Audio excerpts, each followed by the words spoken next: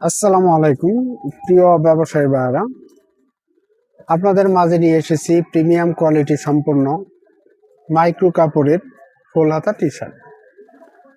আমাদের কাছে পেয়ে যাবেন 5টি টি শার্ট, যেমন সাদা কালারের ভিতরে এটি হচ্ছে আকাশি কালার, এটি হচ্ছে ব্ল্যাক কালার,